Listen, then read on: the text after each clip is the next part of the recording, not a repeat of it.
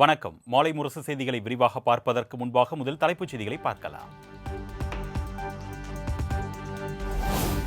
1156 கிராம சுகாதார செவிலியர்கள் மற்றும் 75 துணை செவிலியர்கள் நேரடி நியமனம்.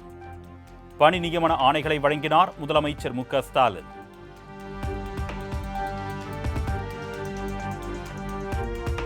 நியமன ஆணை பெற்றுள்ள செவிலியர்கள் அத்தனை பேருக்கும் என்னுடைய அன்பான வாழ்த்துக்கள்.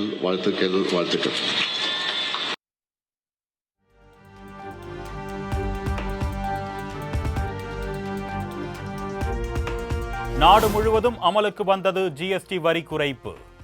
மின்சாதன பொருட்கள், உணவுப் பொருட்கள் உள்ளிட்டவைகளின் விலை குறைவதால் மக்கள் மகிழ்ச்சி.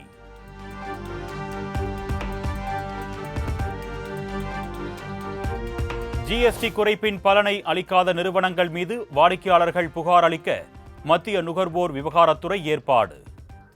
இலவச தொலைபேசி எண் மற்றும் ஒருங்கிணைந்த குறைதீர்ப்பு போர்ட்டல் மூலம் புகார் அளிக்கலாம் என அறிவிப்பு.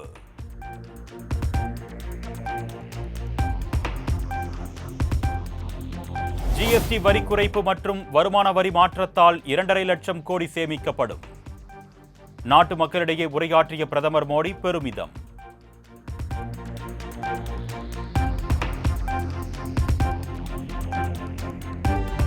சாமானிய மக்கள் பயன்படுத்தும் 99% பொருட்களின் வரி 5%த்திற்கும் கீழ் வந்திருப்பதாக பிரதமர் மோடி தகவல். இந்திய பொருளாதாரத்தில் புதிய சகாப்தம் தொடங்கியிருப்பதாக பேச்சு.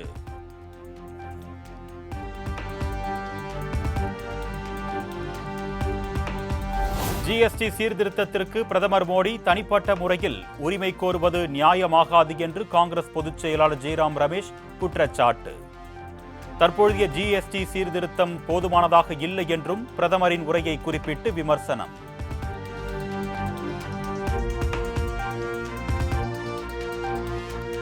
சென்னையில் ஆபரண தங்கத்தின் விலை சவரனுக்கு 560 ரூபாய் உயர்ந்து 82,880 ரூபாய்க்கு விற்பனை. கிராமுக்கு 70 ரூபாய் உயர்ந்து 10,360 ரூபாய்க்கு விற்பனையாகிறது.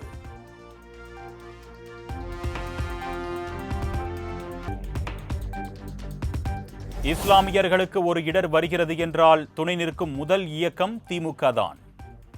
சென்னையில் நபிகள் நாயகத்தின் 1500வது பிறந்தநாள் விழாவில் பங்கேற்று பேசிய முதலமைச்சர் மு க ஸ்டாலின் உறுதி. அது மட்டுமல்ல, இஸ்லாமியர்களுக்கு ஒரு இடர் வருதுன்னா உங்களுக்கு துணை நிற்கிற முதல் அரசியல் இயக்கம் திராவிட முன்னேற்ற கழகம் தான்.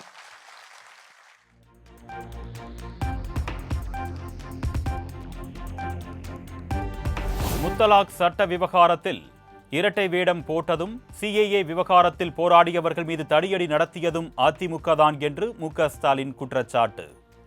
அதிமுக துரோகத்தின் கூடாரமாக இருப்பதால் தான் அதனை புறக்கணித்து அன்வர் ராஜா திமுகவில் இணைந்திருப்பதாகவும் பேச்சு. போராடின இஸ்லாமியர்கள் மீது தடியடி நடத்துறதும் யாருன்னு உங்களுக்கு நல்லாவே தெரியும். அதே போல முத்தலாக் சட்டத்தை கொண்டு வந்தப்போ அதிமுக எப்படி இரட்டை வேடம் போட்டுச்சுன்னு எல்லாருக்கும் தெரியும். அதனாலதான் நம்ம அன்வர் ராஜா அவர்கள் போன்றவர்கள் துரோகத்தின் கூடாரமாக இருக்கிற கட்சிகளை புறக்கணித்து திராவிட முன்னேற்ற கழகத்தில் இணைந்திருக்கிறாங்க.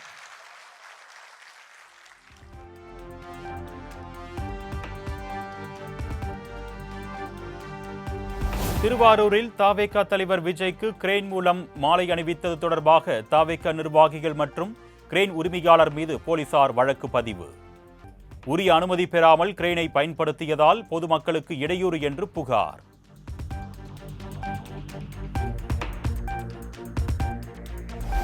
கிராம உதவியாளர் பணியிடத்திற்கான அதிகபட்ச வயது வரம்பு தொடர்பாக தமிழக அரசு புதிய உத்தரவு. ஆதரவற்ற கைம்பெண்களுக்கு வயது வரம்பு 42 உயர்வு.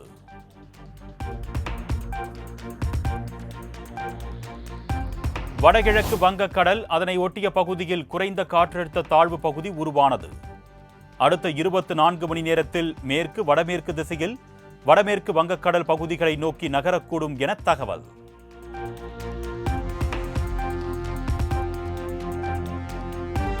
ஈரோடு மாவட்டத்தில் கொட்டி தீர்த்த கனமழையால் பல்வேறு இடங்களில் வெள்ளப்பெருக்கு. ரயில் நிலையத்திற்குள் மழைநீர் புகுந்ததால் சிரமத்திற்கு உள்ளான பயணிகள்.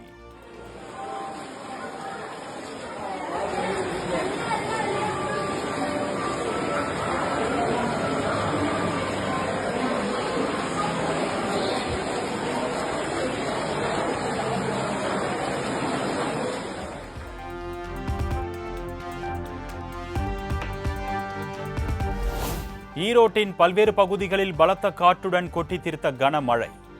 தாழ்வான பகுதிகளில் உள்ள வீடுகளுக்குள் மழைநீர் புகுந்ததால் மக்கள் அவதி.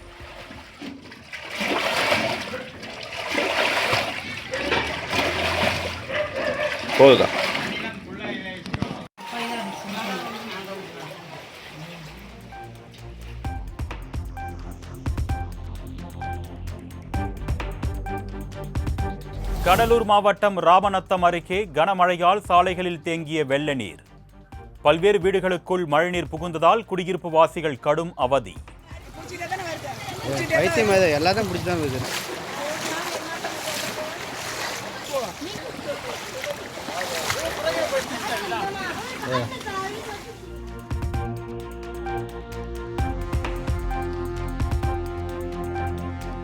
தமிழகத்தில் ஓரிரு இடங்களில் வருகின்ற 27ஆம் தேதி வரை லேசானது முதல் மிதமான மழைக்கு வாய்ப்பு.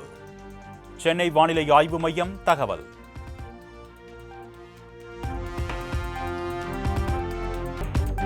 கேரள மாநிலம் திருவனந்தபுரத்தில் நடைபெறும் நவராத்திரி விழாவில் பங்கேற்பதற்காக கொண்டு செல்லப்பட்ட குமரி மாவட்ட சாமி விக்கிரகங்கள். தமிழ்நாடு கேரள எல்லைப் பகுதியான களியக்காவிளையில் இரு மாநில போலீசார் அணிவகுப்பு மரியாதையுடன் கேரள அரசிடம் ஒப்படைப்பு.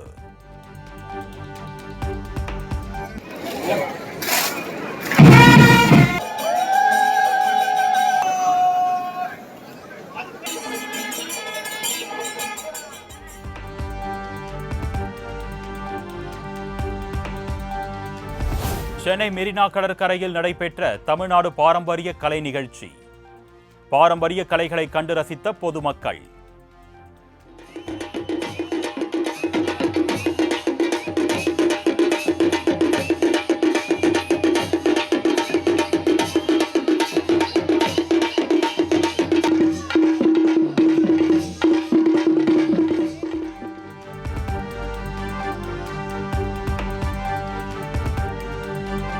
நாடு முழுவதும் வாக்காளர் பட்டியலில் சிறப்பு தீவிர திருத்த பணிகளை மேற்கொள்ள உள்ள இந்திய தேர்தல் ஆணையம் வருகின்ற 30ஆம் தேதிக்குள் தயாராக இருக்க வேண்டும் என்று மாநில தேர்தல் அதிகாரிகளுக்கு அறிவுறுத்தல்.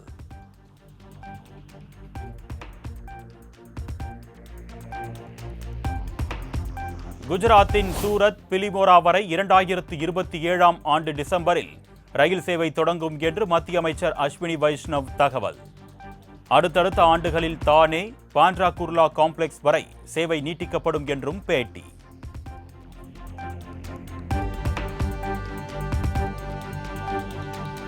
கடந்த சில ஆண்டுகளாக கடுமையாக பாதிக்கப்பட்டிருந்த இந்தியா கனடா உறவுகளில் புதிய அத்தியாயத்தை ஏற்படுத்த இரு நாடுகளும் ஒப்புதல்.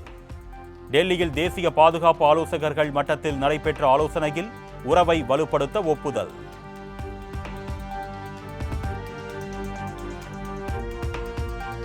இந்திய கடற்படைக்காக 80,000 கோடி ரூபாய் மதிப்பில் 4 பெரிய போர் கப்பல்களை உள்நாட்டில் கட்டமைக்க திட்டம்.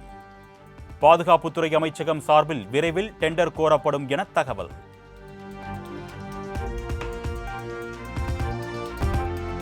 ஆந்திராவில் ஜெகன்மோகன் ஆட்சியில் திருப்பதி கோயில் உண்டியல் பணம் 100 கோடி கொள்ளையடிக்கப்பட்டதாக தெலுங்கு தேசம் கட்சி குற்றச்சாட்டு.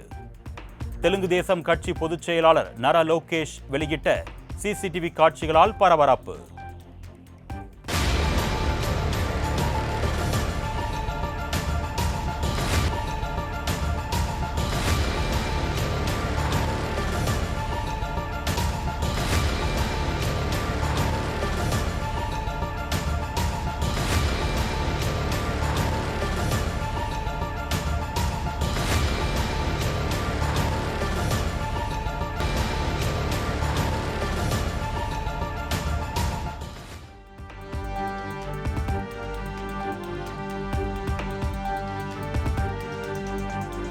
இந்திய கடற்படைக்காக GSAT-7R தகவல் தொடர்பு செயற்கைக்கோள்களை தயாரித்துள்ள இஸ்ரோ.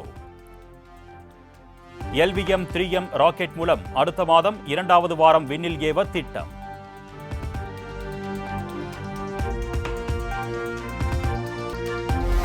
ஹரியானாவில் முதன்முறையாக நடைபெற்ற வான் சாகச கண்காட்சி. இந்திய வான்படை வீரர்களின் சாகசங்களை கண்டு மக்கள் வியப்பு.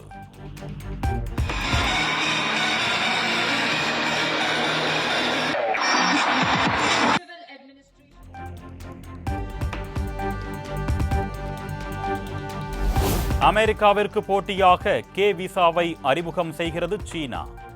உலகம் முழுவதும் திறமையான பணியாளர்களை தங்கள் பக்கம் இழுக்கும் முயற்சி.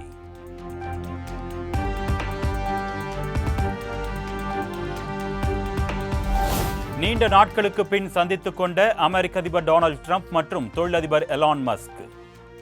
சமீபத்தில் சுட்டுக் கொல்லப்பட்ட ட்ரம்ப் ஆதரவாளர் சார்லி கிரிக்கிற்கு அஞ்சலி செலுத்தும் நிகழ்வில் இருவரும் சந்தித்து உரையாடல்.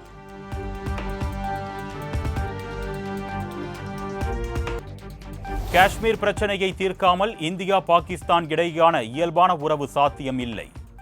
லண்டனில் பாகிஸ்தான் வம்சாவழியினரிடையே அந்நாட்டு பிரதமர் ஷெபாஸ் ஷெரீப் பேச்சு.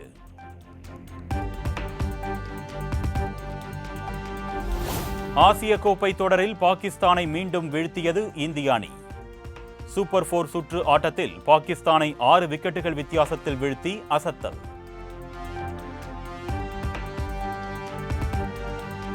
பதினேழாவது ஆசிய கோப்பை கிரிக்கெட் தொடரில் இந்தியா பாகிஸ்தான் அணிகள் மோதல். இந்த போட்டியிலும் டாஸ் போட்டபோது இந்திய கேப்டன் சூரியகுமார் யாதவும் பாகிஸ்தான் கேப்டன் சல்மான் அலி ஆகாவும் கைகுலுக்கவில்லை.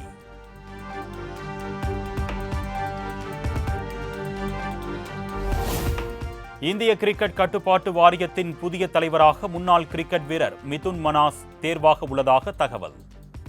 காஷ்மீரைச் சேர்ந்த மிதுன் மனாஸ் முதல் தர கிரிக்கெட் IPL தொடர்களில் டெல்லி, புனே, சென்னை அணிகளில் இடம்பெற்றிருந்தார்.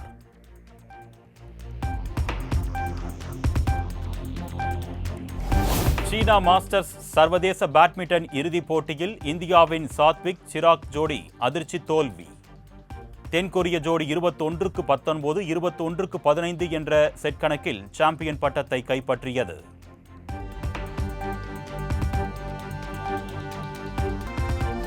தென்னிந்திய நடிகர் சங்க கட்டடத்தின் திறப்பு விழா தேதி வெகு விரைவில் அறிவிக்கப்படும் என்று நடிகர் நாசர் பேட்டி.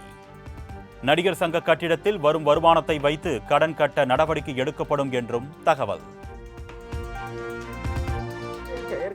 ஏற்கனவே அது சங்கரதாஸ் சுவாமிகள் கலையரங்கம் தான் இருந்துட்டு, ஸோ அதையே தொடரும்.